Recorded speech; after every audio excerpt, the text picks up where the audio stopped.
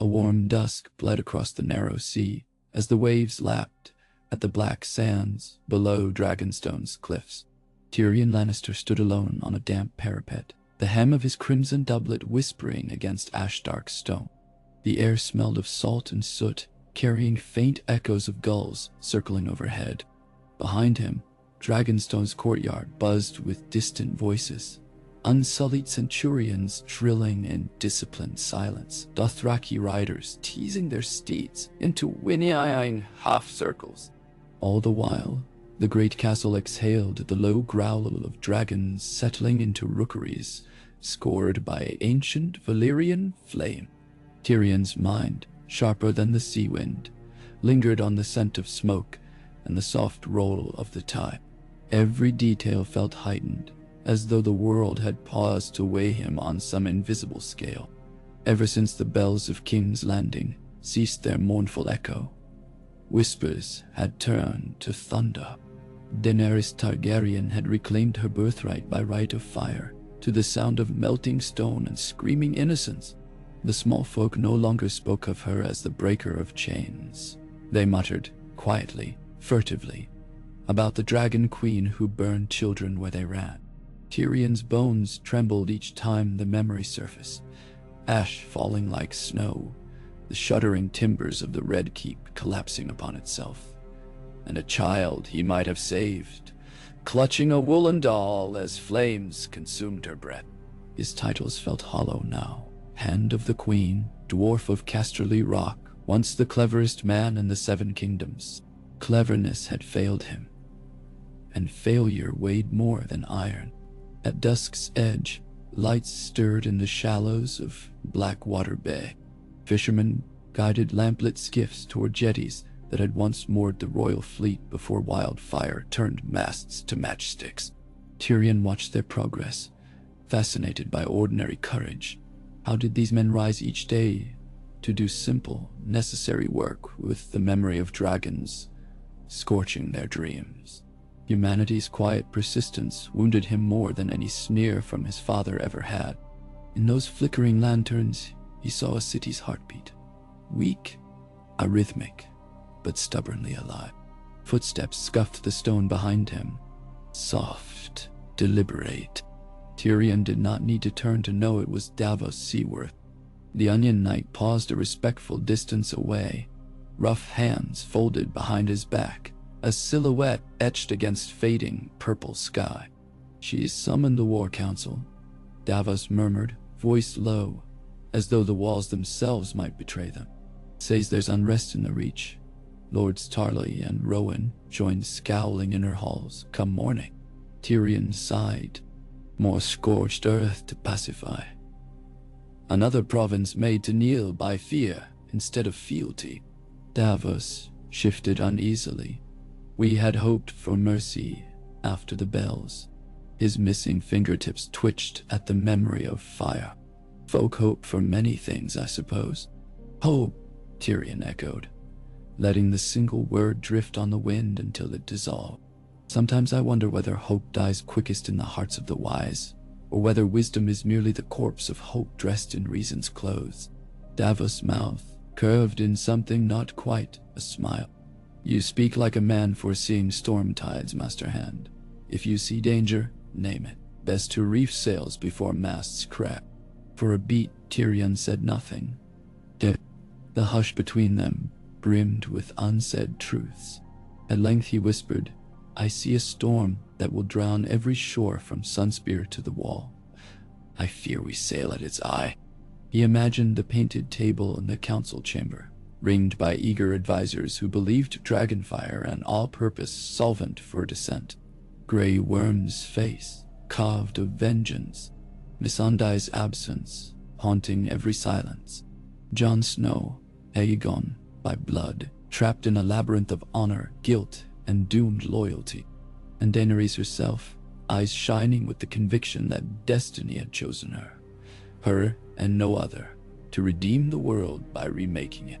Where lesser tyrants brandished swords, she wielded conviction, and conviction was steel that never dulled.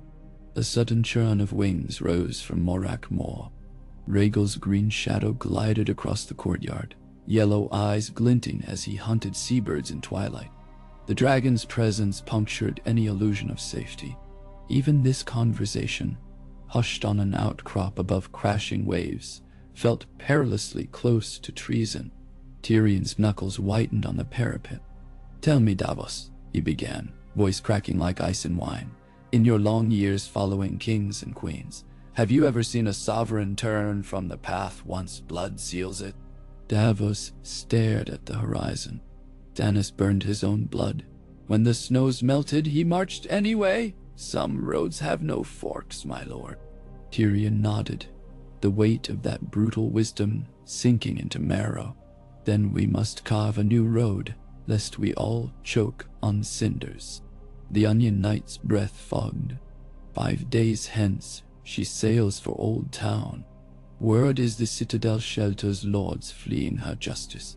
If she burns Hightower's libraries, half the realm's knowledge dies with the parchments. He paused. "What road do you propose?" Tyrion looked down at his small, scarred hands. Each callus was a testament to battles waged in dark corners of his soul. Battles lost, compromises made. He recalled Varys' low whisper on the night Eris died, that the realm needed protection from fiery madness. How bitterly ironic that he now wore the spider's shoes.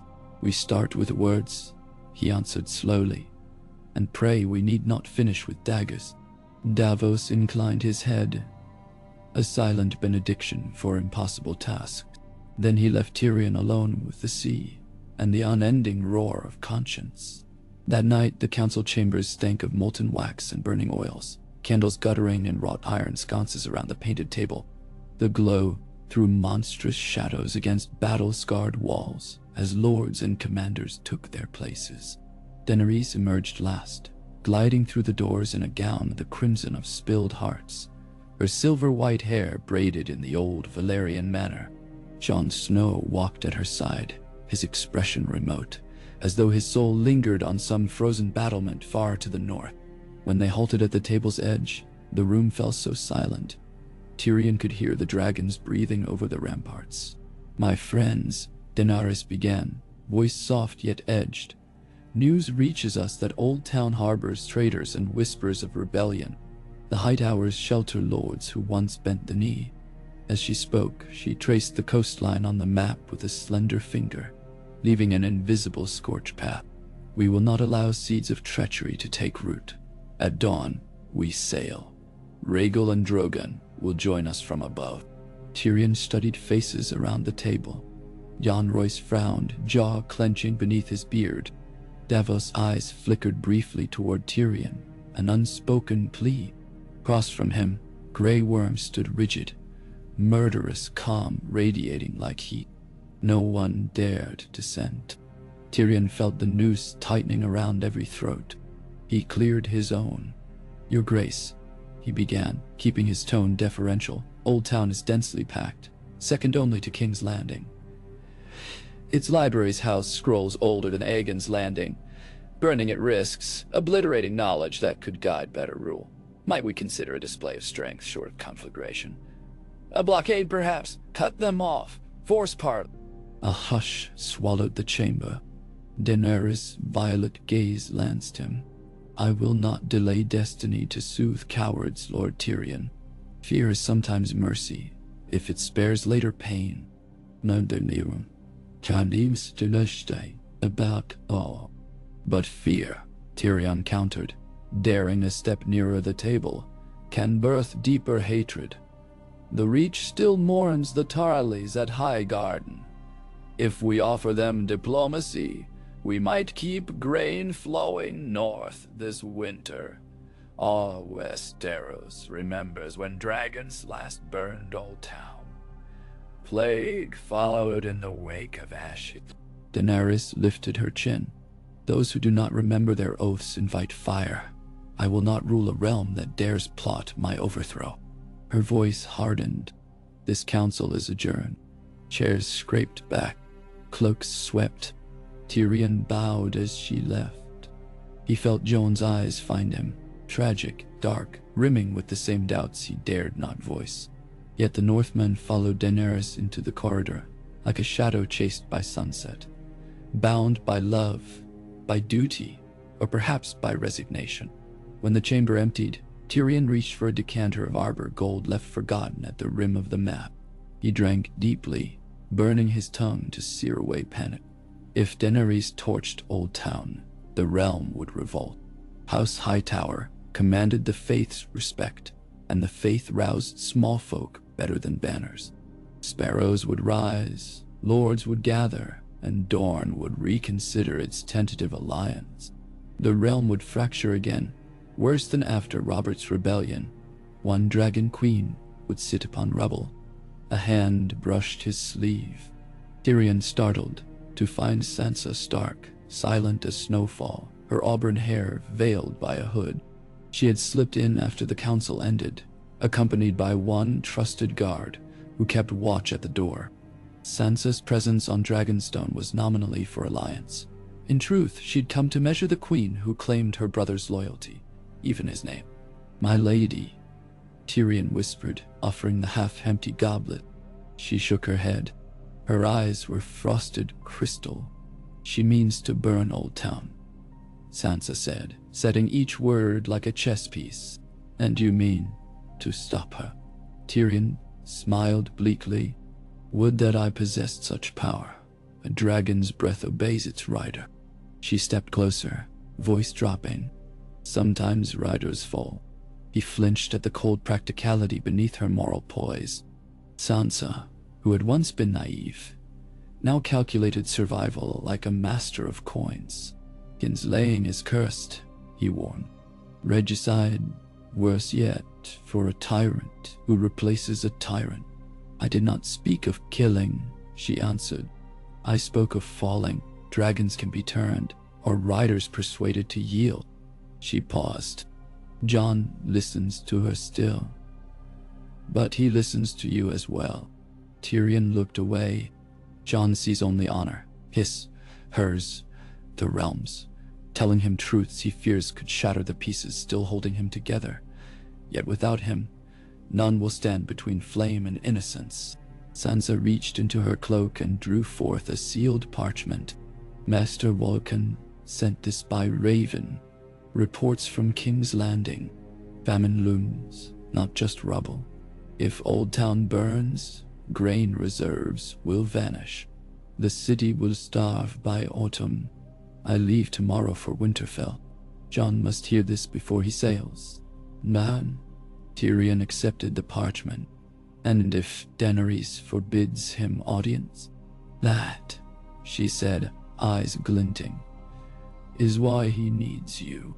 When she departed, Tyrion felt the painted table tilt beneath his feet, as though long slumbering magic slid the whole island into dark seas. He unrolled the parchment and scanned terse lines. Dockyard granaries collapsed, wildfire stores still seeping into sewers, refugees flooding south. Rats thicker than cats devoured the dead. The picture was worse than rumor. King's Landing, saved from immediate annihilation, now faced a slower death from hunger and plague. Salvation lay in the reached grain. Grain Daenerys threatened to burn to embers. An hour later, Tyrion stole down spiraling steps into Dragonstone's lower armory. The forge fires had long cooled.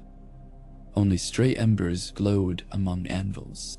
He needed solitude, needed to think without prying eyes. He paced between racks of rusting spears forged for wars generations past, mind racing through possibilities. Could dragons be chained? No. Ow. Even if physically restrained, their rider's word was command. Could Daenerys be convinced? Varys tried persuasion, tried ravens and gentle counsel. His ashes still drifted across the straits of Tarth. Assassination. No. It would unleash Grey Worm's vengeance and crown Jon by suspicion. The army would splinter. Worse, the dwarf who plotted might join his sister in infamy. He halted before a half-finished scorpion bolt, its iron head barbed like a manticore's sting. Then an idea, subtle, hideous, sprouted like poisonous seed. Betrayal, to save. Could Tyrion orchestrate a deception that bound Daenerys' hands without taking her life? A secret accord, perhaps. If he brokered terms with Hightower in Daenerys' name, offering peace, food, and amnesty, Old Town might open its gates before she arrived. She would confront not defiance, but surrender. Dragonfire would seem monstrous. The small folk would cheer her mercy. She would be forced, by her own desire to rule beloved rather than feared, to accept something less than ashes. It would require forging letters with her seal, forging alliances behind her back. It would require, in truth, betraying her trust utterly. Cold sweat purled on his brow. Joyce lay between one woman's wrath and 10,000 children's screams. He recalled his brother Jaime's words on the eve of the Sept's burning. "Run, you idiot. Save us both." Jaime had tried to protect King's Landing from another mad ruler. Tyrion had once mocked Jaime's moral compass. Now he clutched it like a drowning man grasping driftwood. He would need allies. Davos, with his smugglers' networks, could deliver forged terms to Old Town ahead of the fleet. Sansa's North might pledge grain barges to delay famine, sweetening the offer. Jon Royce could quietly coax lords, Rowan, and Meadows to stand down. It was treason in every tongue.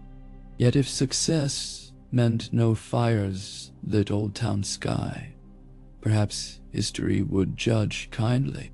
But success required speed. At dawn, the fleet would sail. Tyrion must move this very night. The dwarf quit the armory, cloak swirling. Outside, torchlit corridors twisted like serpents breathing sulfur. He ducked through servants' passages, scaling narrow stairs until he reached Davos' quarters near the rookery. He knocked. 3 quick taps, too slow. The door creaked open to reveal Davos, boots half-laced, a dagger at his belt. "Your timing is either fortunate or damned," Davos muttered. "I was deciding whether to pack." Tyrion entered, closing the door behind him. "You once sailed black onions past the Lion's Siege. Can you now sail a lie past a dragon?" Davos studied him. "See, speak plainly." Tyrion laid out the plan, each step rolling faster. Forged royal edicts promising clemency, secret negotiations, swift ravens to prearranged allies in Old Town.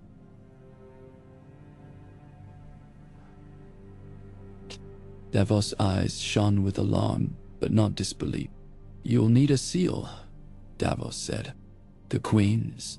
"I'll take one," Tyrion replied, voice barely audible, "from her own chambers. And when she finds it missing, she won't, until letters have flown." Davos crossed his arms. "If this fails, we die screaming. If it succeeds, we might still." Tyrion met his gaze. "I know." Silence stretched, fragile. Then Davos nodded once. "I've run my share of gambles. Tell me what ship leaves first tide." They worked through the night, quills scratching, wax dripping onto folded parchment. Tyrion composed words in Daenerys' cadence, invoking justice tempered by mercy, pledging amnesty to houses who bent the knee anew, promising aid to rebuild granaries. Each letter ended with the Dracarys signature, QT Targaryen, burned into wax by a candle flame. Tyrion's hands shook as he impressed the stolen signet ring into crimson seals. Near cockcrow, he crept through drafty corridors toward the Queen's apartments. He slipped past unsullied guards dozing upright, their eyes slitted. Within her solar, moonlight-silvered plush tapestries depicting dragon queens of ages past. The signet ring lay on a table beside an unfinished goblet of mulled wine. Tyrion returned it, wiping sweat from his brow, and retreated unseen. By dawn's first blush, Davos loaded a small sloop in a hidden cove. Wind filled its patched sails as he steered south, carrying forged mercy on salt gusts.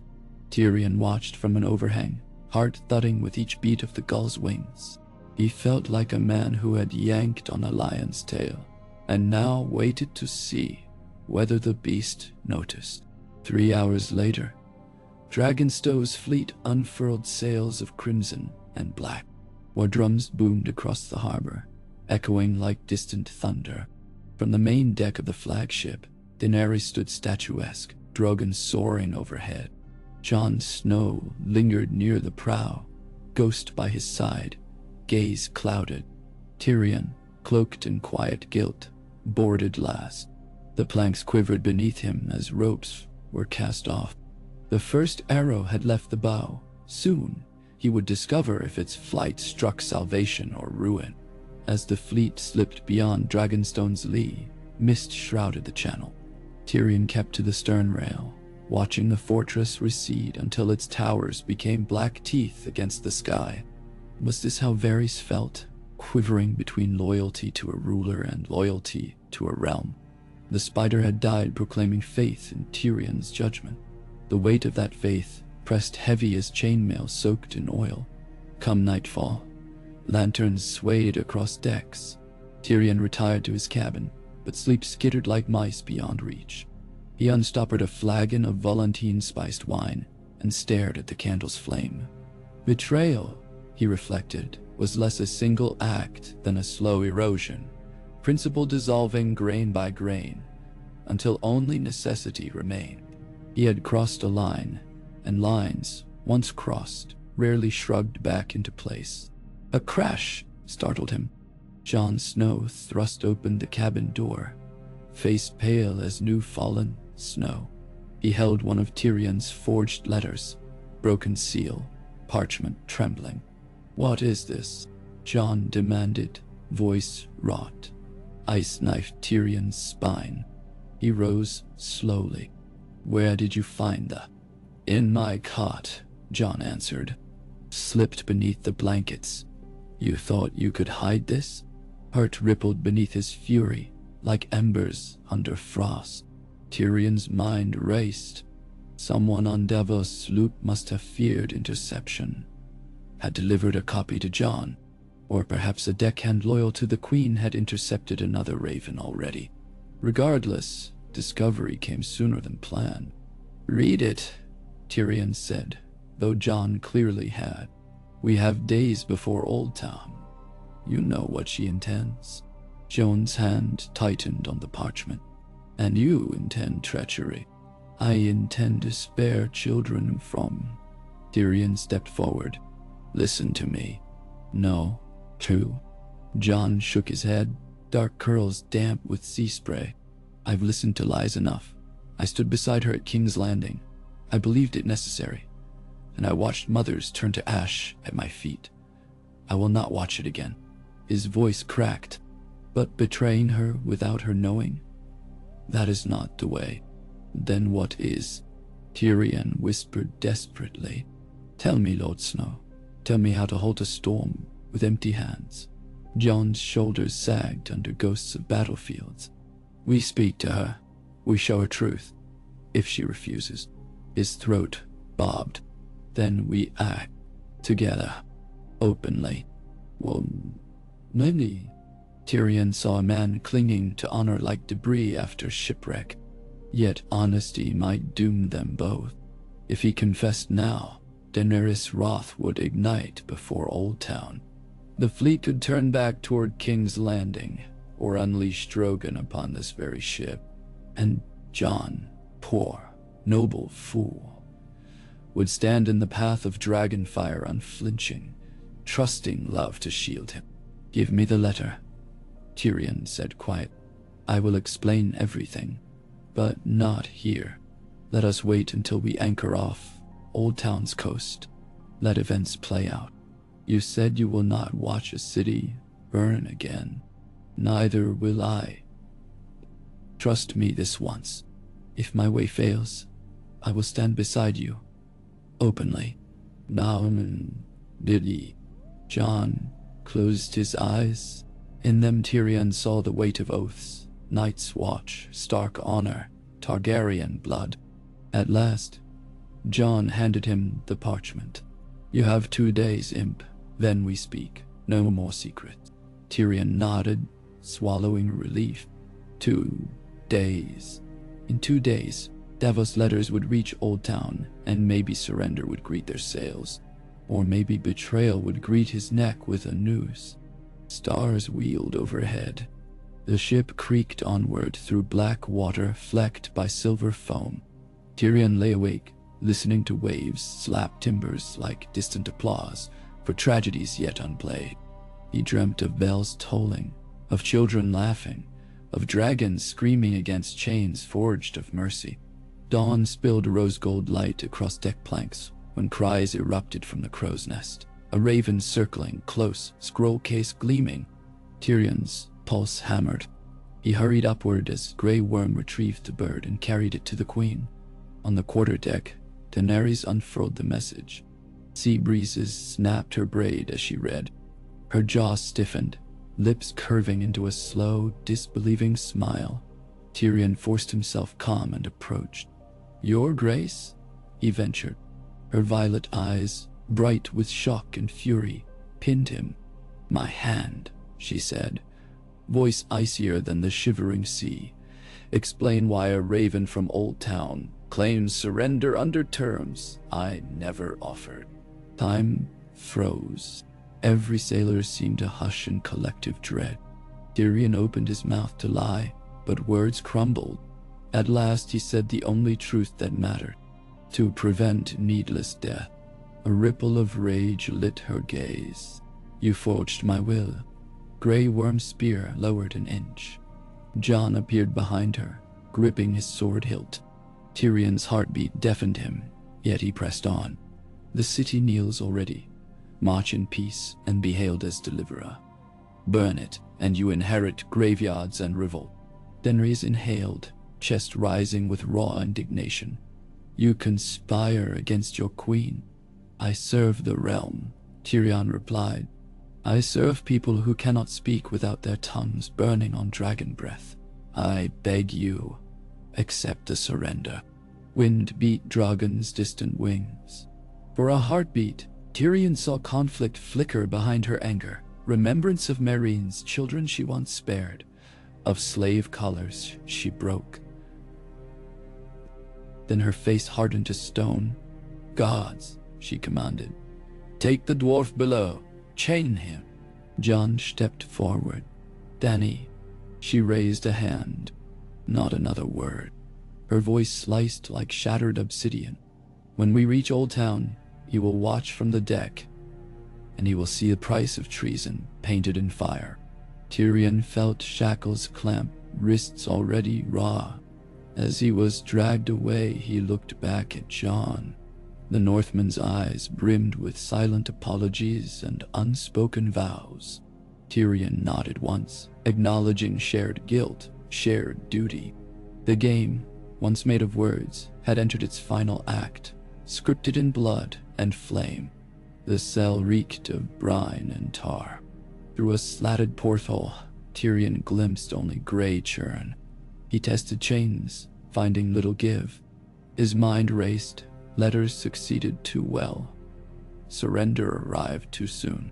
Now Daenerys burned not to compel obedience, but to avenge insult. Betrayal had cornered her pride. Tyrion cursed his miscalculation. Hours passed. Above, the ship's bell tolled the evening watch. Footsteps descended. Jon stood outside the iron bars, torch in hand. "I tried," Jon whispered. "She will not bend."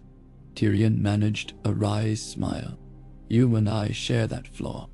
Jon's grip whitened on the bars.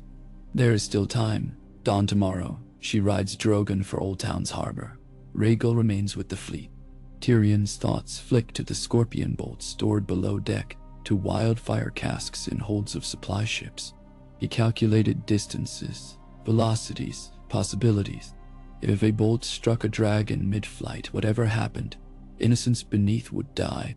"Release me," he said. "Together we may yet stop this." Jon hesitated. "No." Honor warred with necessity in his gaze. Finally he unhooked the key from his belt. Chains clanked free. Tyrion rubbed wrists, blood returning to numb fingers. "We need allies," Jon said. "Davos has likely reached Old Town. Tyrion finished. Pray he delays evacuation of civilians. We must approach unseen.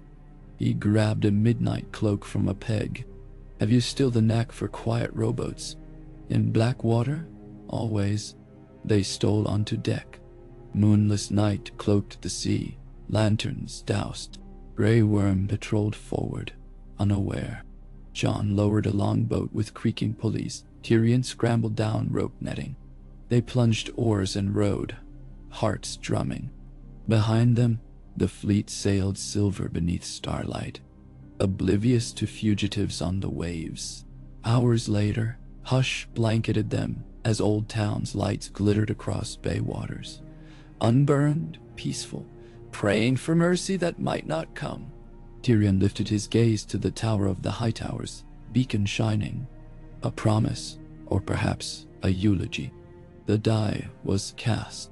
We cannot fail, Jon murmured. Tyrion exhaled. No, or the world burns with us.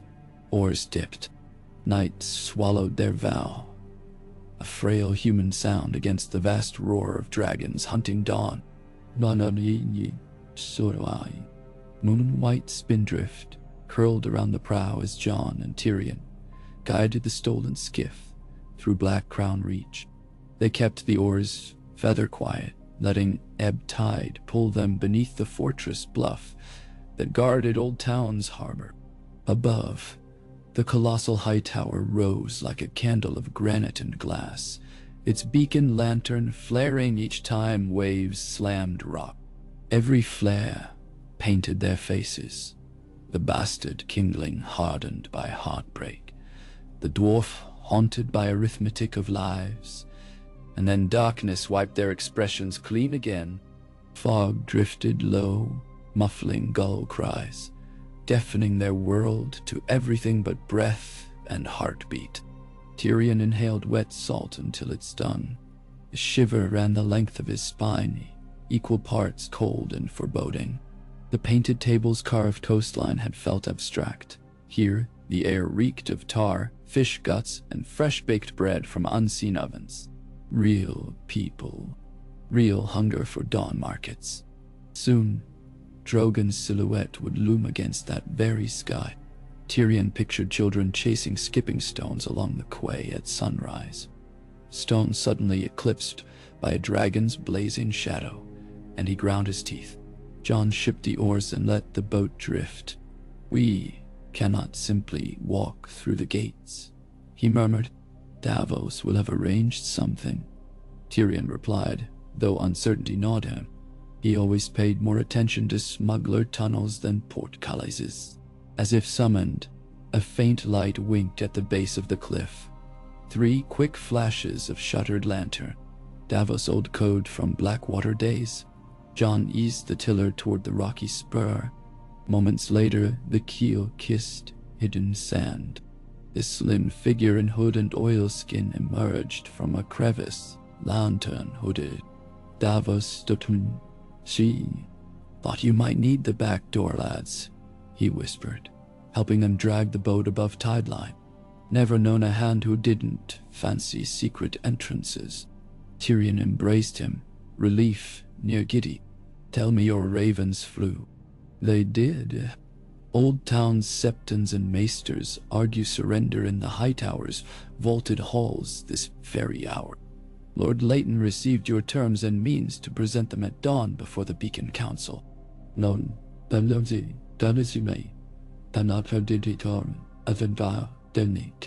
Jon asked. Will they kneel? They're frightened, Davos answered, gesturing inland where a torch rose marked the river wall. But folk remember the bells. If kneeling spares libraries and granaries, they'll bend.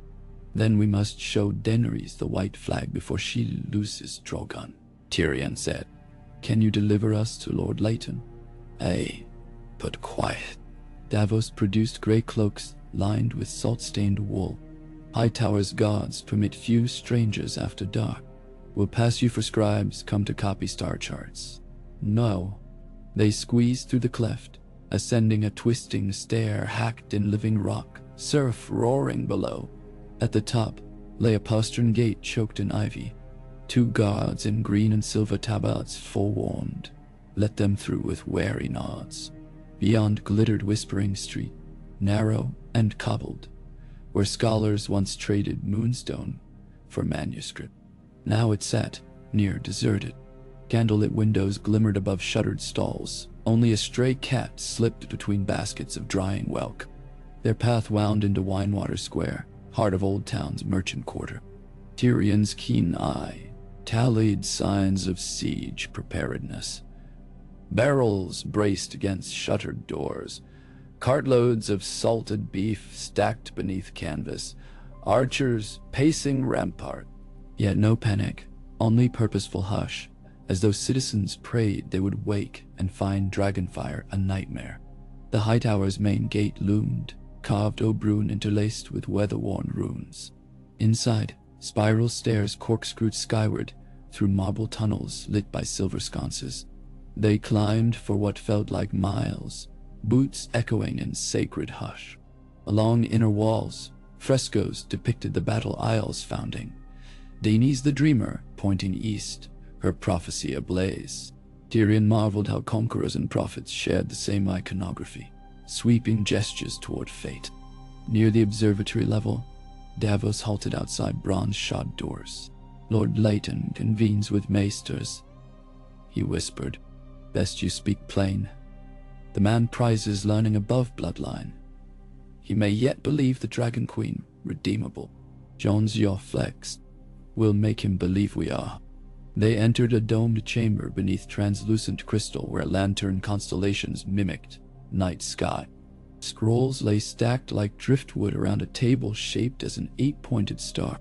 At its head sat Lord Leighton Hightower, spectral in midnight robes embroidered with comets. Silver hair spilled past his shoulders. An astrolabe ringed his brow in place of a crown. He looked up, eyes the pale blue of winter dawn. Treason, he said without greeting, voice mild as a librarian's, comes in many fonts. Which script brings you here, Lord Tyrion? Nervously, Tyrion inclined head. The one that spells survival, my lord. Your surrender letter reached the Queen sooner than I intended. Leighton interjected softly. We sent ravens on all winds, hoping haste might prove our fealty. And it has, Tyrion continued, but equally provoked her wrath. She thinks you presume to dictate mercy. At dawn, she rides to teach humility. A murmur rustled scholars. Maester Theobald, gaunt owl of a man, whispered, do we stand by and let these rebels speak for dragons? Jon stepped forward. We stand by and spare your city.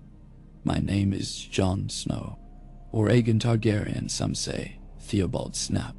I have bled for this realm, Jon said, voice steady. And I tell you, follow the Queen's present course, and Old Town will burn. We need a signal she cannot ignore, one that proclaims surrender so loudly even pride must hear. Lord Leighton folded hands. What signal? Tyrion's gaze drifted upward to the beacon lantern overhead, a prism of colored glass 8 men tall, fed by whale oil so bright sailors sighted it leagues out. When Drogon approaches, he said slowly, you will extinguish your beacon and raise white banners atop every turret. The sudden dark will startle, the banners unmistakable by day. She'll see defiance snuffed to submission. Leighton's brows knitted. My beacon guides ships, without it merchants. Merchants are not sailing while dragons blot the dawn, Davos interjected. Jon added, do this, and I will stand with you before her. She will not harm a city that kneels in my presence. Do not promise what you cannot enforce, Tyrion muttered, too low for all but Jon and Davos. Still, Leighton caught timbre of doubt. When does she arrive? The Lord asked. 2 hours past sunrise, Tyrion answered. We must act at once. Leighton rose, robe sweeping floor, like midnight tide. Very well, Maester Theobald, rouse signal wardens. Douse the lantern at first gray light, raise the flags. Theobald hesitated, but Leighton's soft voice held iron. He departed. Tyrion exhaled. Even a single step saved felt like ages regained. Yet dread coiled anew. If Daenerys interpreted sudden darkness as trickery, she might lose flame before noticing white banners. Much hinged on seconds and vantage. Leighton gestured to apprentices. Prepare refreshments. He turned to Tyrion. I studied Valyrian histories my entire life, Lord Hand. Dragons rarely heed parchment. I know, Tyrion whispered. That is why we employ hearts. They conferred through midnight, mapping approach vectors, estimating Drogon's altitude, plotting Jon's position on tower balcony. Each variable danced with chaos, yet planning lent illusion of mastery over fate, comforting to minds starved of control. When the false dawn paled eastern windows, bells tolled prime. Tyrion joined Jon on the high balcony, wind biting through his cloak. Below, Whispering Street bustled as townsfolk stirred to rumor of dragon approach. Mothers shepherding children into cellars, septons chanting hymns on doorsteps. Every face shadowed terror. Jon leaned on balustrade, ghost at his knee, crimson eyes tracking gulls. Do you believe she can chain? He asked quietly. Tyrion considered. Humans change daily, usually for the worse, when armed with certainty. He paused, but loyalty may yet temper her fire. Jon's sigh steam. I gave her loyalty already. She burned a city. Then perhaps what she needed was betrayal. Tyrion countered, from someone who still loves her enough to risk her hate. Jon's gaze flicked sideways. Tyrion saw torment there, a crucible forging something razor hard. Below the high tower's ring walls unfurled great linen banners, washed in lime to gleaming bone white. Pulley crews strained, fabric snapping in Pradon gusts. Meanwhile, the lighthouse beacon flickered once, twice, then guttered out. Darkness swept the harbor like wings. Tyrion's pulse pounded. Now we pray she looks. On the horizon, a red spark blossomed. The first hint of sunrise, or else dragonfire, mirrored on haze. Moments later, a deeper ember streaked overhead, trailing shadow. Drogon. Wings spread vast as the citadel dome. Silhouette outlined by internal glow of furnace belly. He roared, thunder rolling across water. Smaller shape, a hagel, followed at a distance, escorting fleet. Drogon banked toward the extinguished beacon. Tyrion tensed, senses sharpening to each heart thud. Jon stepped to parapet edge, unsheathed longclaw, and held the pale blade aloft, moonlight glinting along Valyrian steel. He planted feet wide, cloak billowing. Ghost barked once, ears flattened. Far above, Tyrion spotted Daenerys astride Drogon's neck ridges, silver braid whipping. She seemed to pause, noticing banners flapping like surrendered spirits. Drogon's fire-agate glow dimmed as if withheld. Tyrion exhaled shakily. She sees, but from the fleet, distant horns moaned. Signal for attack formation. Rhaegal veered starboard, angling for harbor mouth. Grey Worm prepared landing craft. Unsullied stood ready to march even if flames stayed sheathed. Suddenly a new sound rent dawn, a piercing horn from Riverwall towers. From marshy western fen, a cavalry of Reach riders burst into view, banners of Oakheart and Meadows. Dust plumed behind. Tyrion's stomach lurched. Lords previously negotiating now brandished spears, as though word of surrender divided houses. Panic rippled along city ramparts. Archers knocked arrows. Crossbows swung skyward. Drogon sensed conflict. His roar boomed, belly luminescent. Tyrion shouted to wardens, "Hold your fire! White flags, gods damn you!" Nadum, Mob. But one nervous ballista crew, posted near Honeywine Bridge, loosed a quarrel meant for cavalry. Misaligned, it arced upward toward Drogon's left wing. The bolt fell short yet grazed membrane. Drogon shrieked, flame jetting instinctively downward, not at banners but at random. A gout of fire engulfed a granary roof along the black wall. Wheat stores erupted in sparks, flame-licking tarred shingles. Tyrion watched in horror as lads scurried with bucket lines. If fire spread across the docks, Old Town starved regardless. Jon yelled into wind, "Dany, call him off!" Drogon whirled over the harbor, flame building. Across the bay, Rhaegal reacted to sibling distress, diving low. Tyrion realized everything balanced on Daenerys' interpretation. A city that surrendered yet loosed quarrels appeared duplicitous. Pride would demand punishment. He turned to Jon. "I must reach her." "How?" Jon cried above tumult, Tyrion's eyes fixed on the beacon platform's crane.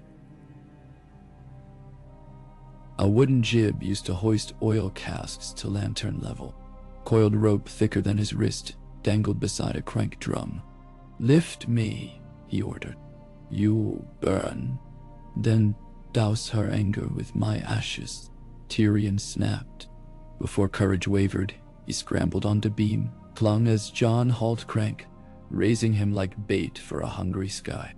Wind tore tears from his eyes.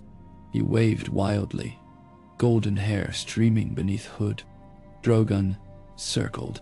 Tyrion's small figure, swaying above Lunar Beacon, must have looked like some charred offering. But Daenerys' keen eyes, once trained on endless betrayals, picked details unseen. The dwarf her hand, defiant in midair. She guided Drogon nearer, flame still pulsing but not released. Heat seared Tyrion's face. He smelled scorched rope fibers. He screamed above roar, "Mercy, they surrendered." Daenerys shouted something lost to wind. Tyrion beat breast, pointed to white banners, to extinguished beacon, to panicked granary cottages where peasants formed bucket lines. His gestures wrote pleas only her heart might read. Seconds stretched elastic. Drogon's mouth closed, fiery glow subsiding. Whatever words she uttered to him, the dragon obeyed, angling higher to avoid city sprawl. Tyrion sagged in relief. Too soon. Below, cavalry of Oakheart thundered near Rivergate. Unsullied phalanx poured from landing craft. Steel clashed. A hapless lancer speared an unsullied commander. Grey Worm retaliated with brutal efficiency. Within minutes, warfare flowered across Southern Wharf like blood-red ivy. Tyrion signaled to Jon, who lowered him frantically. As boots hit stone, Tyrion's knees buckled. Jon grabbed his arm. Smoke from the granary curled overhead, embers drifting. She stopped. Jon asked, "For now, but ground battle would ruin all." Tyrion staggered toward stairwell. "We must halt Grey Worm and the Reach riders before Daenerys sees more treachery." Footfalls thundered behind. They turned to find Gendry Waters, newly Lord of Storm's End, panting in partial armor. He had sailed with Davos secretly to represent Crownland's grain shipments. "Riders claim Hightower betrayed them," he said between breaths.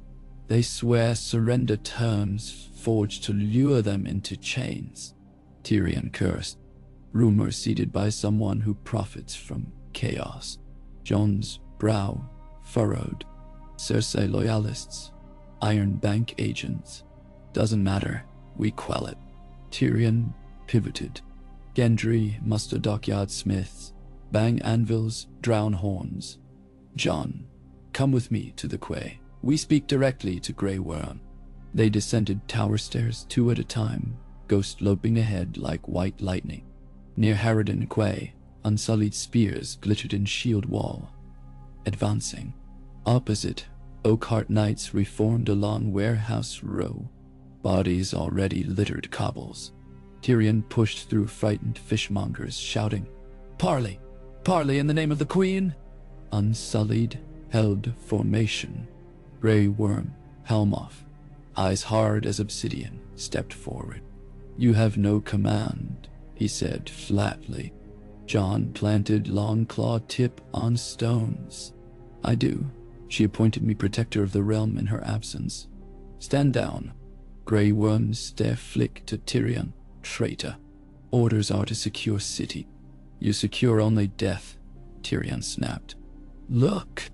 He pointed skyward where Drogon circled, but withheld flame. "She tests our judgment. Obey me, or answer to her for butchery she did not sanction." That silence. Oakhart riders watched, reins sweating. Nearby, Gendry hammered an anvil from a smithy bench. His rhythmic clang rang over market cries, signal to cease. Some reach footmen hesitated, lowering axes. Grey Worm's jaw flexed. Finally, he raised hand. Unsullied halted. Tyrion forced breath. "Now," he said, loud enough to carry. "Both sides lay down arms. Kneel before your queen when she lands. No reprisals. Any who break this pact face dragonfire."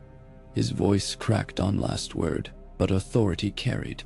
Oakhart knights glanced to their sergeants. After a heartbeat, they dismounted, planting banners upside down in token submission. Unsullied mirrored with grounded spears. Overhead, Drogon descended, wings thundering like hurricane canvas. He landed beyond fish stalls, talons splintering pier. Daenerys slid from saddle, cloak swirling ember red. Her eyes swept the tableau, smoldering granary, surrendered soldiers, Tyrion and Jon shoulder to shoulder. She strode forward, face unreadable. Tyrion bowed. Heat still radiated from her presence. "Your Grace." Violence was sparked by rumor, not defiance. "I beg you accept their surrender." She looked past him to Grey Worm. "Unsullied captain, saluted rigid. Obeyed orders, my queen. City secure." She inclined head but held his gaze. Communication deeper than words. Then she addressed knights. Who loosed the bolt? Trembling young crossbowman stepped forth, helmet lost, eyes wild. "I mis-aimed, your grace." "Name?" "Sir Halber Meadows, my queen." She stared. Expression blank. Tyrion's stomach twisted. Would she execute him, proving mercy flew? Instead, she said, "Your fear nearly cost your city. You will spend a year rebuilding the granary you burned. When it rises, you may kneel again." The knight collapsed in tearful gratitude. A collective sigh rippled. Daenerys turned to Tyrion. "The realm will learn of your deceit, but they will also learn of your intent. I choose to see both." She paused. "Yet choices carry cost. You are no longer my hand, Tyrion Lannister." Tyrion bowed, throat thick. "I know." She faced Jon. "And you, who freed him, what title fits betrayal?" Jon met her eyes, a storm stilled. "Call me whatever you must. I will still counsel mercy." Silence balanced on blade edge. Then Daenerys looked out over harbor where sun-tipped water rose gold. "Perhaps mercy can be taught," she murmured, "but it must be chosen by both ruler and realm." She raised voice to gathered crowds. "Old Town knelt today. If the rest of Westeros would kneel, I would rather build than burn. Spread that truth." Murmurs of cautious hope sprouted like shoots in winter earth. Hours later, council convened in Citadel's marble hall. Tyrion sat not at the table, but in rear gallery, a stripped advisor. Lord Leighton, Davos, Gendry, Jon, and delegations of Reach and Dornish houses debated reconstruction. Daenerys presided, less conqueror than weary queen. Each time talk turned to punitive tides, her gaze flicked to Tyrion's corner, as though recalling two futures held in balance. When meeting adjourned at moonrise, she approached him, alone, among silent stacks of dust-smelling tomes. "You taught me restraint costlier than blood," she said. Tyrion inclined head. "I taught what I feared to lose. The side of you capable of hearing it." She studied his lined face. "Will you stay, help rebuild? Not as hand, as historian of my better nature." Tyrion chuckled soft. "An unpaid chronicler? I've held worse posts." She extended an arm. He took it, rising. Forgiveness between them felt fragile yet luminous. Outside, Jon waited by archway. Daenerys crossed to him. "You risked everything." "So did you," he answered. They stood close, but not touching, fire and ice negotiating truce. Tyrion left them, stepping onto balcony where Old Town sprawled beneath starlit hush, granary ruins smoking but contained. Bells tolled not warning, but benediction. Somewhere distant, children laughed, chasing sparks from bucket brigade bonfires. Life, stubborn as crabgrass, crept through ash. He drew a deep breath, smelling of char, grain, and sea. Sense of disaster tempered by hope. Betrayal had not ended wars. Yet, for one dawn, it stayed a dragon's breath. Perhaps history would forget how close library scrolls came to tinder. Perhaps they would forget his name entirely. He found he did not mind. Stories were larger than their scribes. Below, Davos leaned on parapet, pipe smoke curling. "Do you think it lasts?" he asked. Tyrion considered beacon now relit, shining steadier than before. "Nothing lasts," he said, "but each hour bought with mercy is interest compounded on humanity." Davos puffed. "Spoken like a banker of hearts." Tyrion smiled. Wind shifted, carrying first notes of a minstrel ballad rising from Riverside Tavern, verses already weaving this day into song. He let music wash over him, and for the first time since ash fell on King's Landing, the tune did not taste of grief. In the darkness beyond, Rhaegal settled atop the black wall, folding green wings. Dragons do not sing, yet Tyrion fancied the great beast exhaled softly. Content perhaps that flame had not been squandered. Above them all, stars glittered, witnesses to men's follies, dragons' fury, and the fragile alchemy of mercy forged by traitors who dared to love the realm more than themselves. Far away, ravens already winged north and south, bearing news of surrender accepted rather than enforced. In their wake they carried a question. Could a queen who almost burned a world learn to rule it instead? Tyrion glanced back through arched doorway, where Daenerys and Jon spoke in murmured tones. Partners in a fate still uncertain. He whispered to the night, "We have bought 5 hours of peace. Let us see if by dawn we can buy 5 more. Then he turned toward the stair, mind alight with plans for granary repairs, refugee resettlement, and treaties balanced as delicately as crab on a pin's tip. The work of mercy, he suspected, would demand every wit he owned, and for the first time in long, dark years, he welcomed the burden. Tyrion descended the winding staircase with Davos at his side, their footfalls muffled by mats of sisal laid to protect ancient tiles from the crush of sudden armies. In every alcove, novices and scribes darted back and forth with armfuls of scrolls, catalogs, and herbarium trays, like ants after rain, rescuing accumulated knowledge from the twin perils of flame and rumor. The sweet, sharp scent of dried lavender mingled with the musky odor of vellum ink, and somewhere a bell chimed terse, marking the hour scholars prayed for wisdom. Beyond the inner cloister, the citadel's herb gardens stretched beneath latticed glass roofs.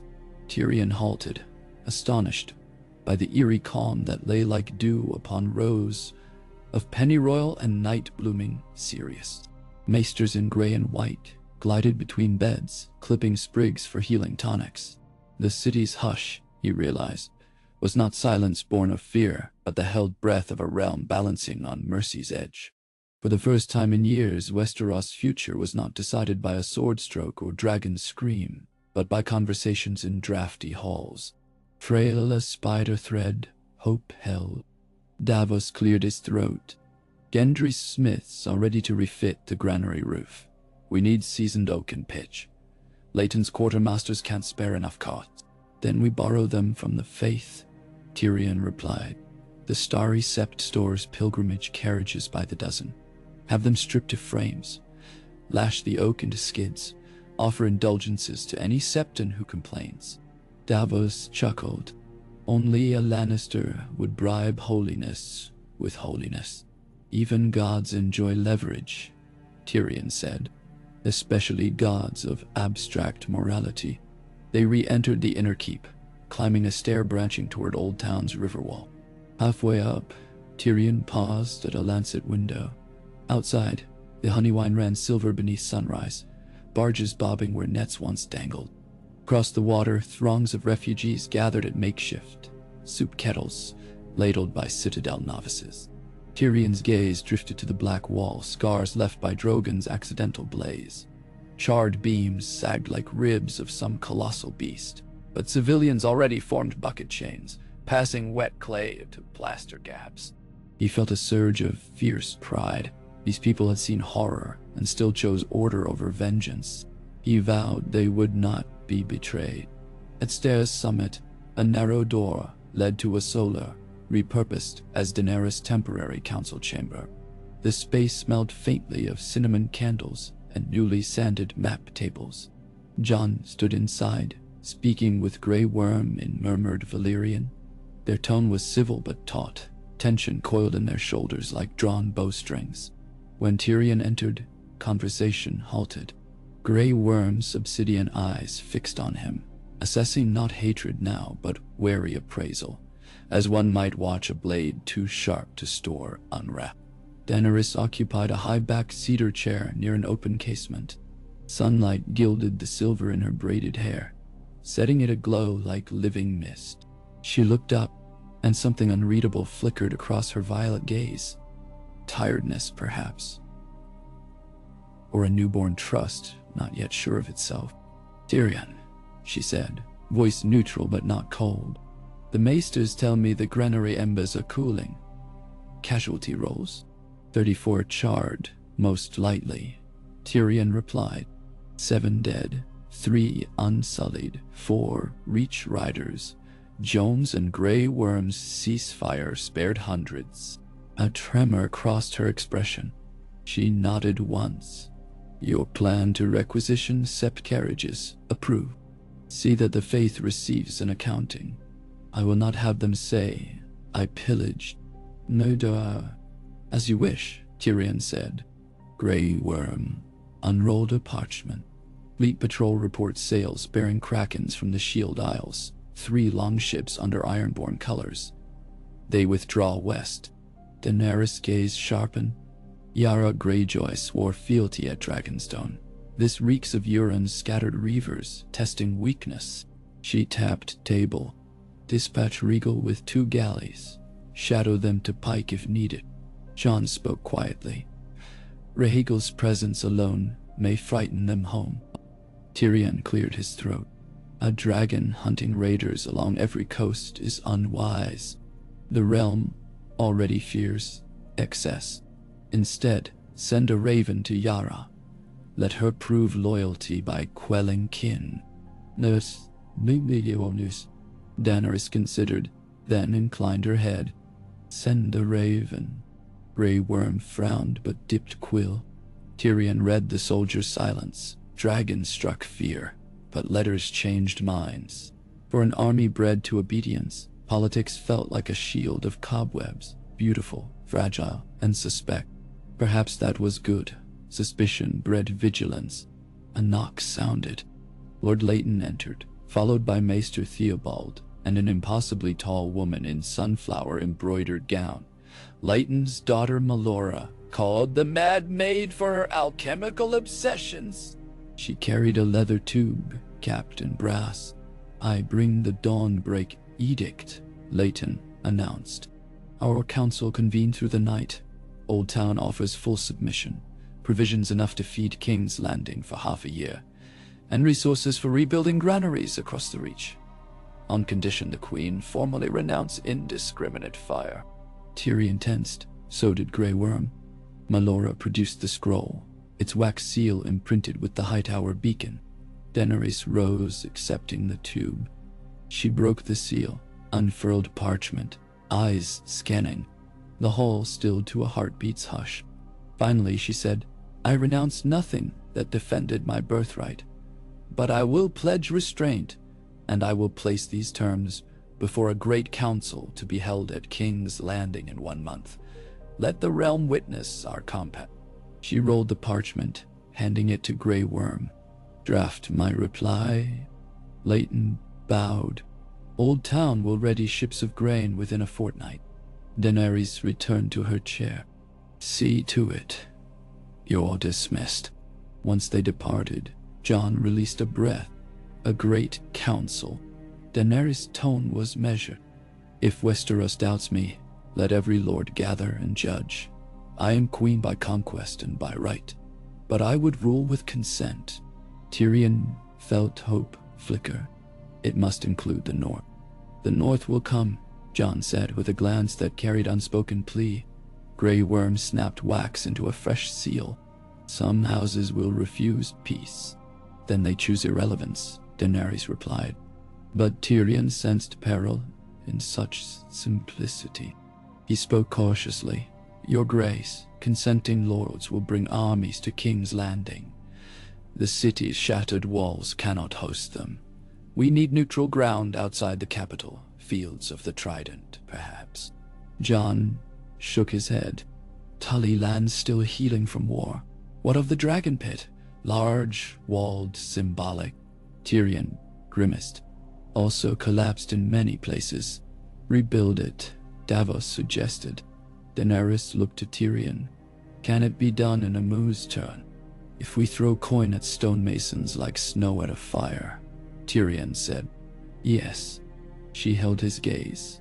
"Then you shall, despite no longer being hand, oversee restoration. With Gendry smiths and Dornish marble crews." Grey Worm's quill paused. He said nothing, but Tyrion read the flicker of surprise. Yet Daenerys' decision felt deliberate, a test of penance. Tyrion bowed. "I will see it done." 3 days later, Tyrion rode north along the Roserad, with a mixed column of crown soldiers, smiths, and wagoneers. Dust billowed behind them, coating flags with ochre. At each village, folk emerged wary but curious. Some recognized the imp, whispering of his role in the Mad Queen's chastening. He offered coins stamped with Daenerys' face, fresh minted at Highgarden mints reopened under Gendry's engineer oversight.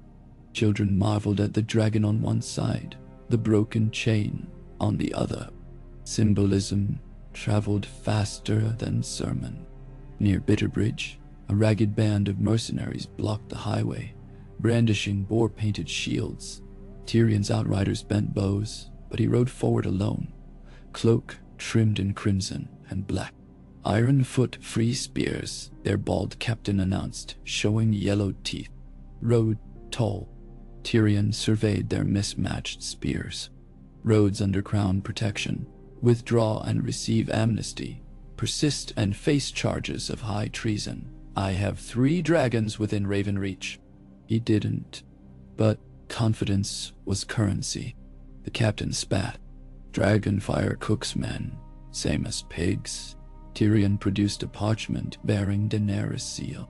"This writ grants any who pledge by dawn to the realm's rebuilding a silver stag per day, meals and pardons.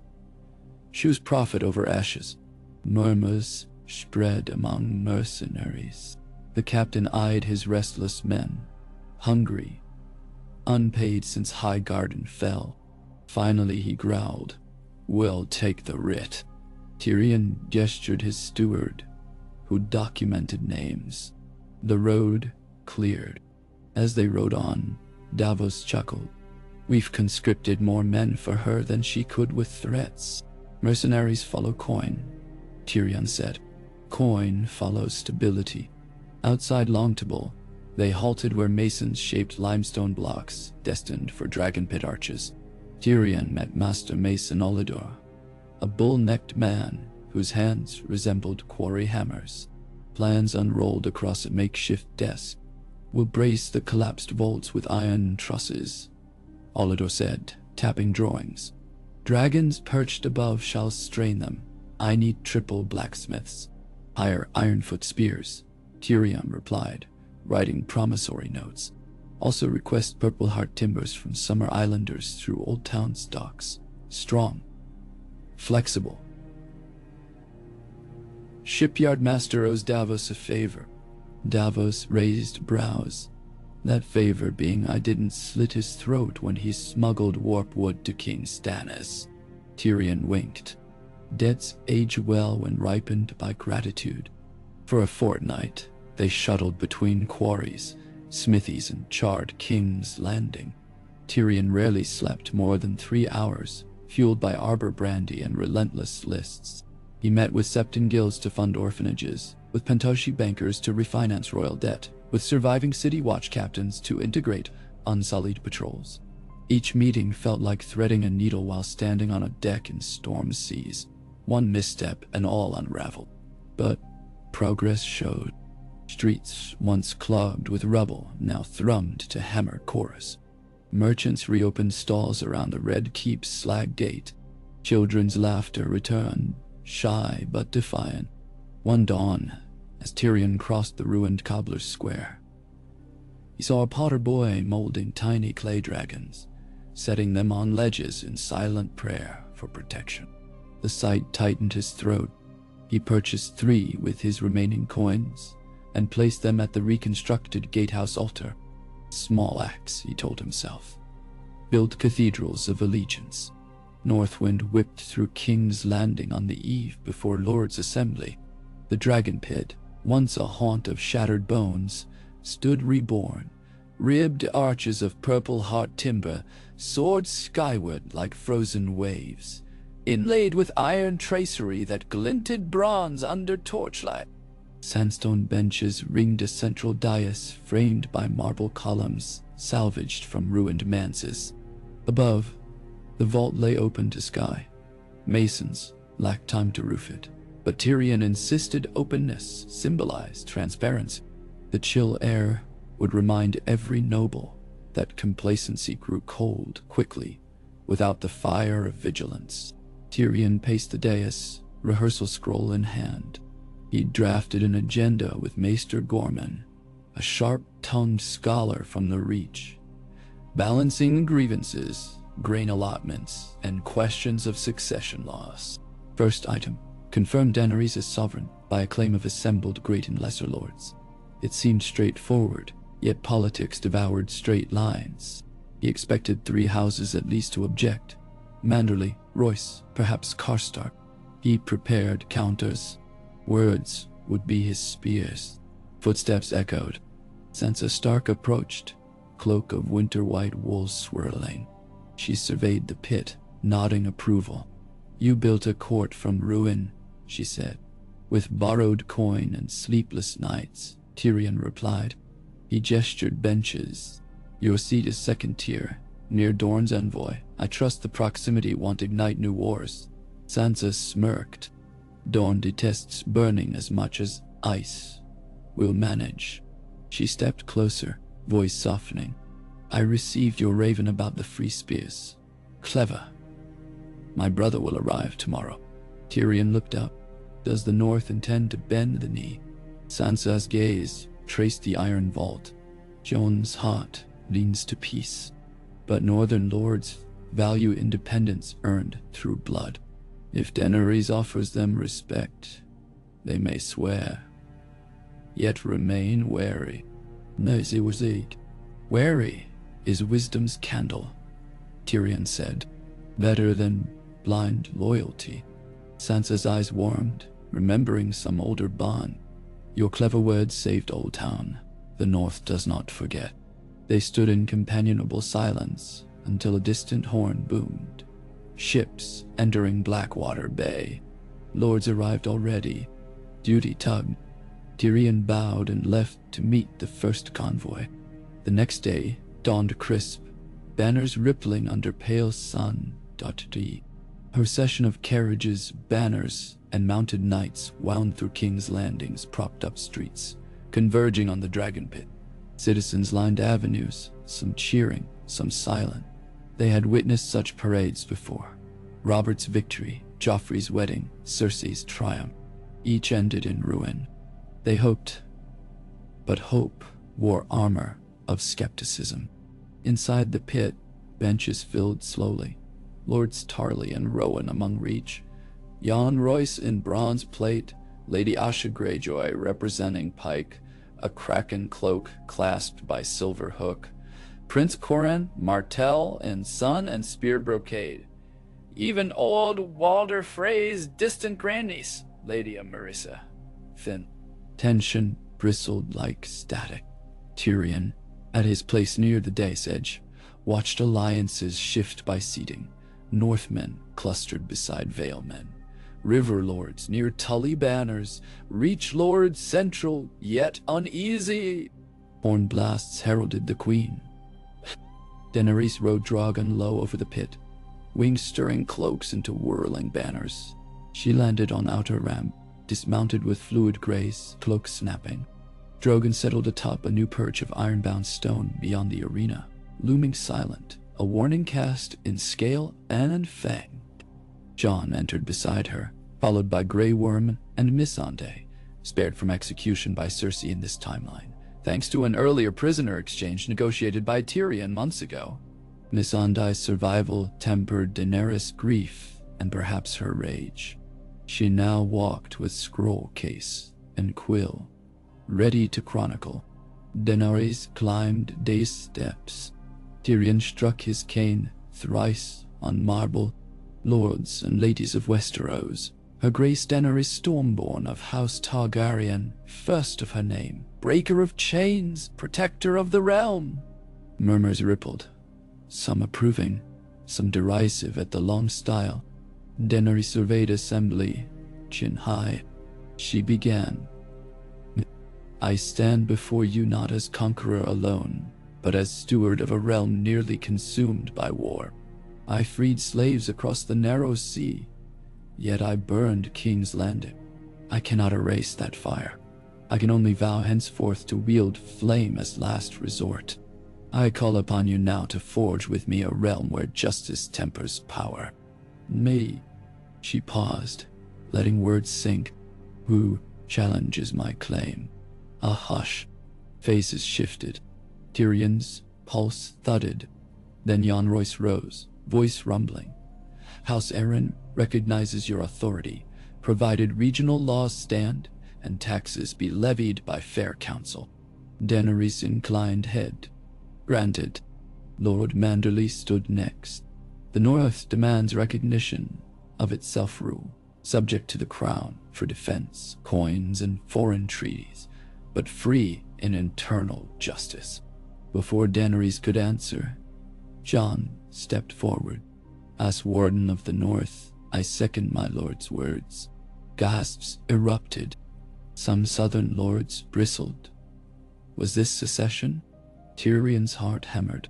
Daenerys' gaze flicked to Tyrion, then Jon, then Manderly. She spoke, voice even. The North has known greater wounds than others. White Walkers, winter's hunger. If autonomy heals them and binds our alliance, I accept.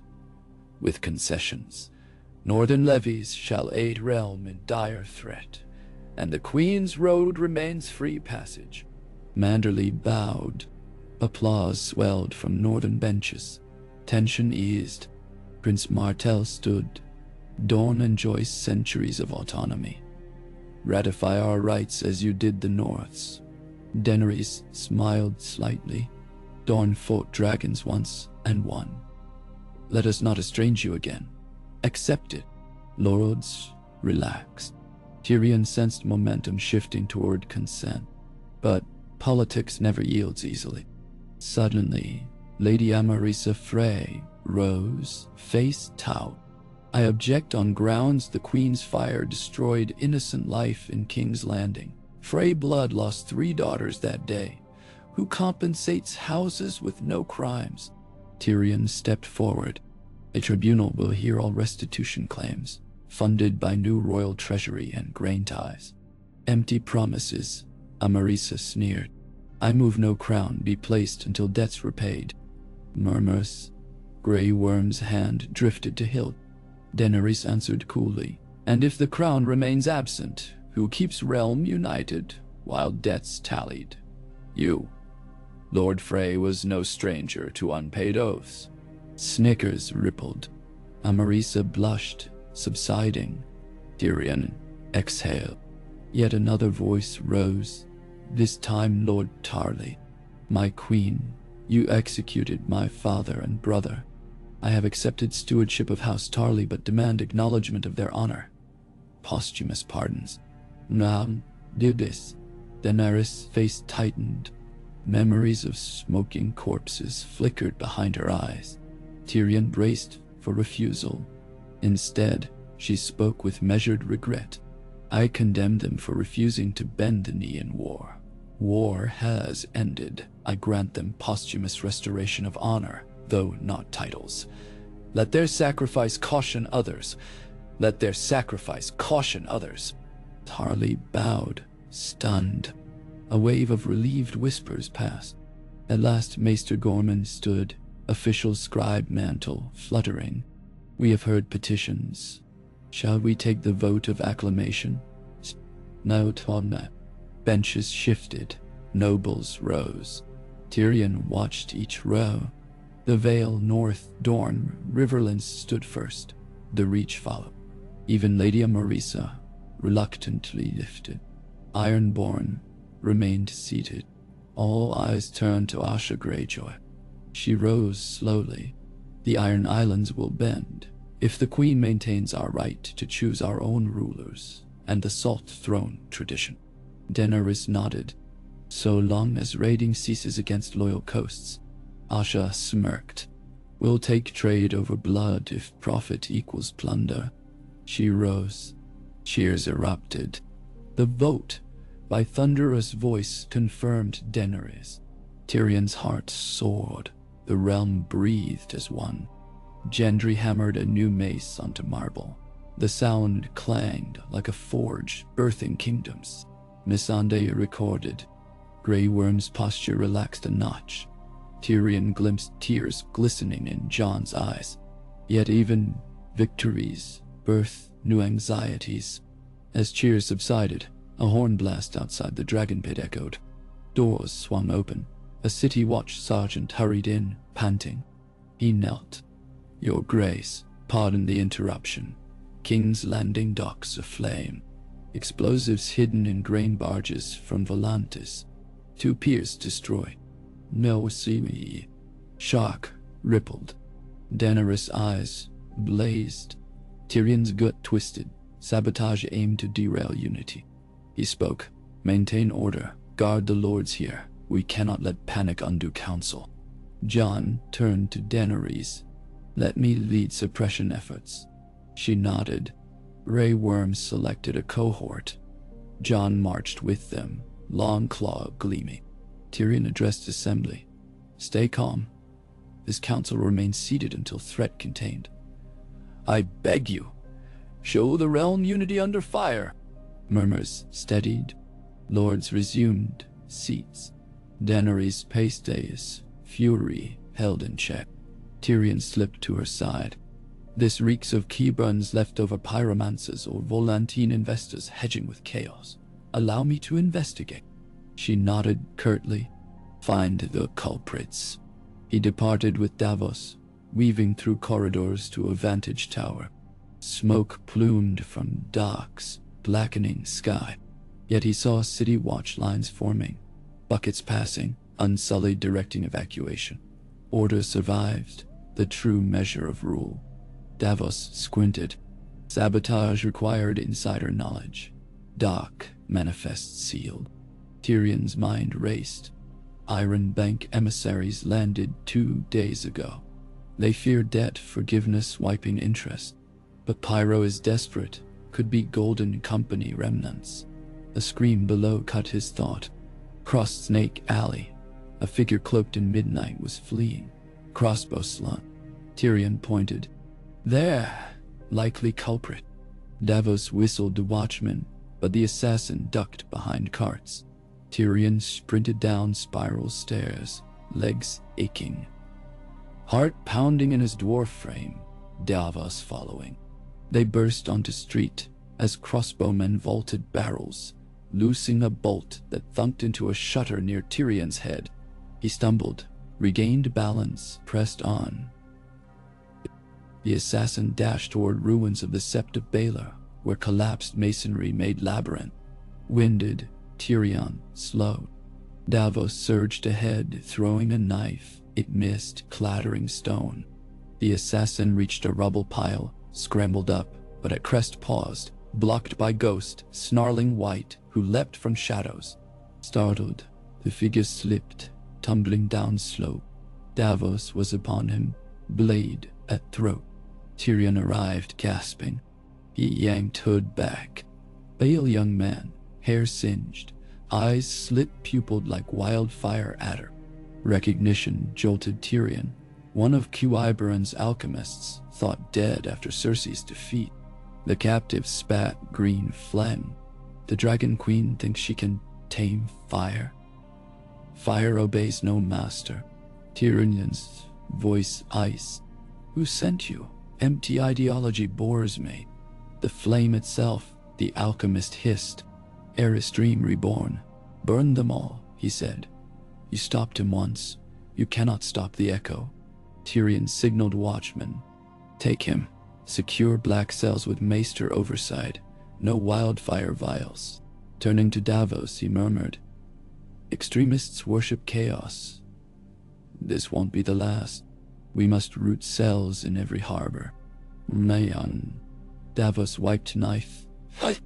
Unity invites saboteurs, but today, council held. Tomorrow, we hunt shadows.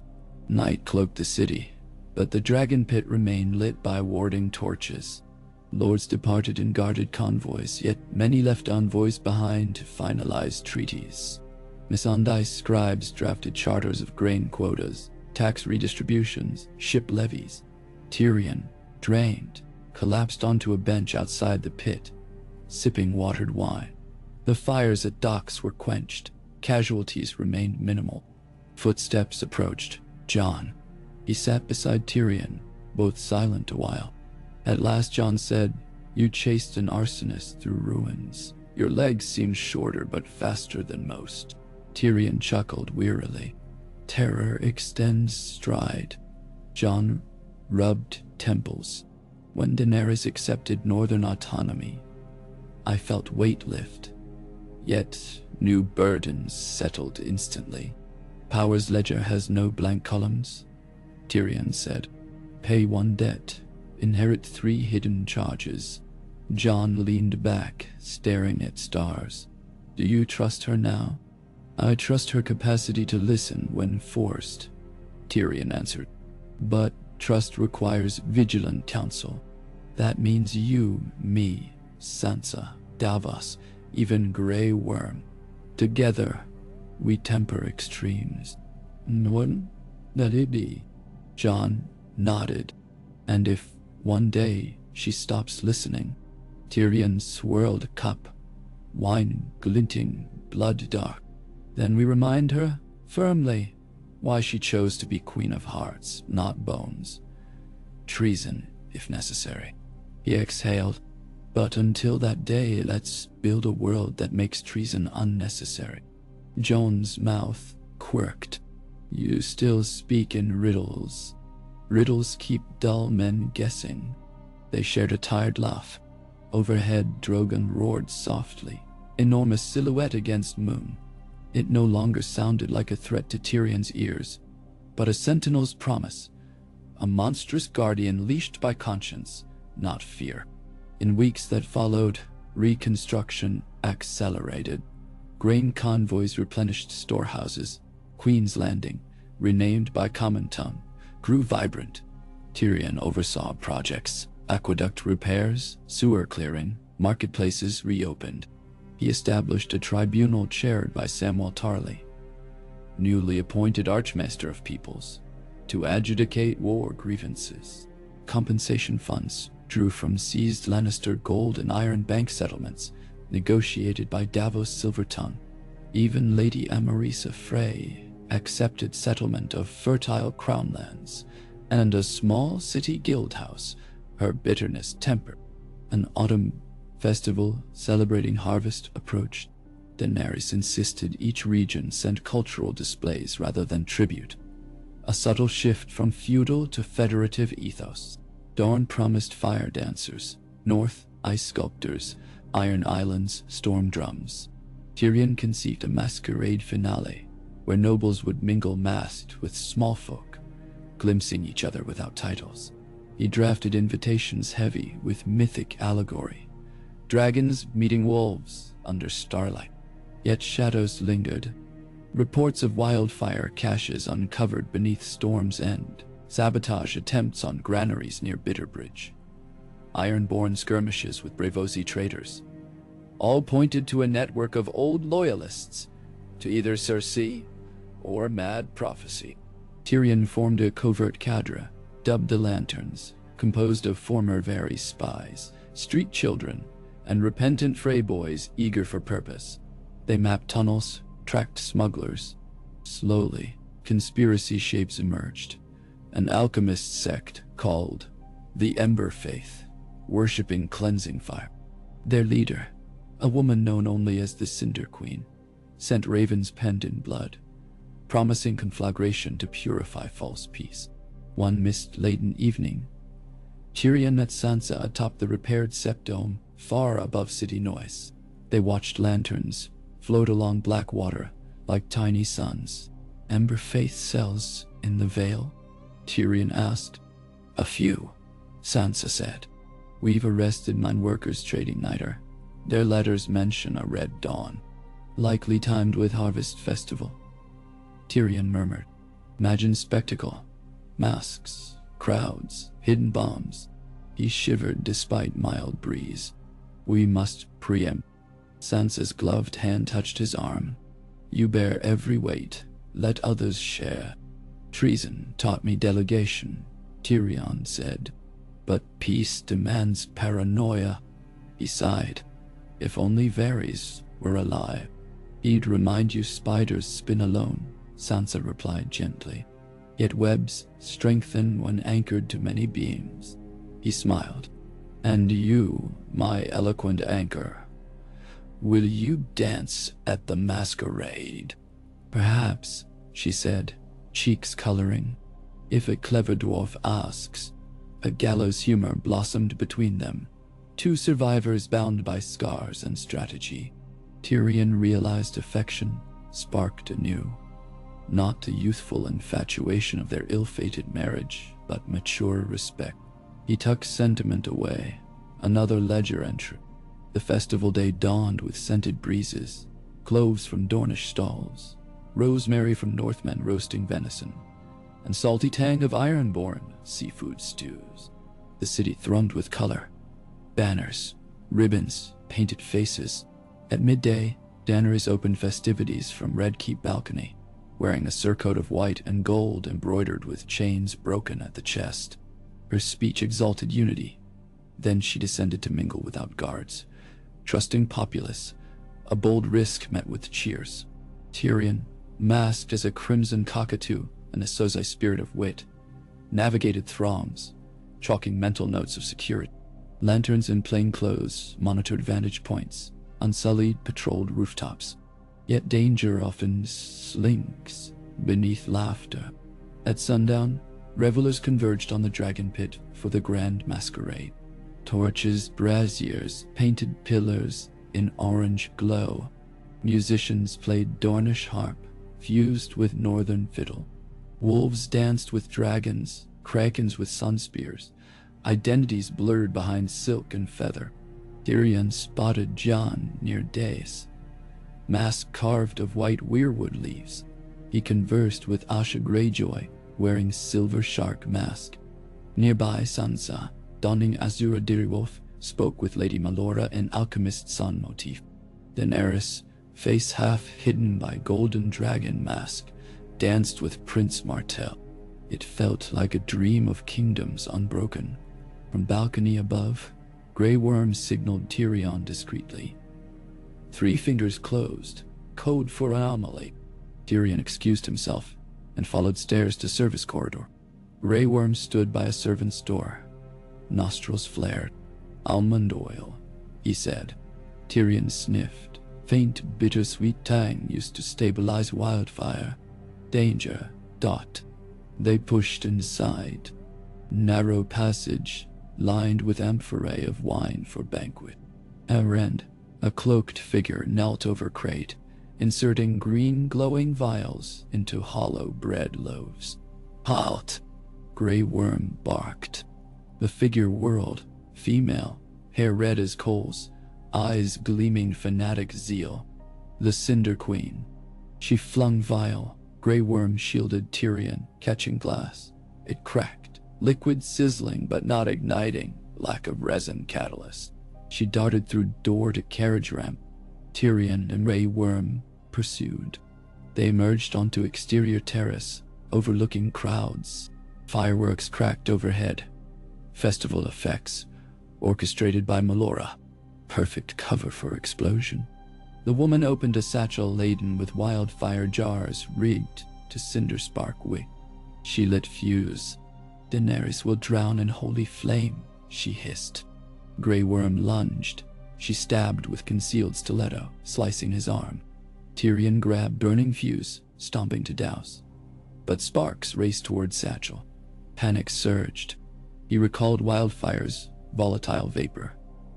One jar could ignite others in chain. On instinct, he seized the satchel and hurled it off terrace into empty sky, beyond outer wall. Straight toward Blackwater Bay. The fuse burned. Halfway down, jars exploded, a green blossom erupting over water like spectral sun. Revelers gasped, mistaking display for planned spectacle. The blast's shockwaves staggered terrace. Mosaic tiles cracked.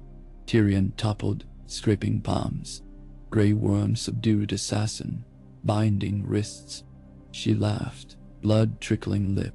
Flame cannot be cast away. It returns. Always. Manda.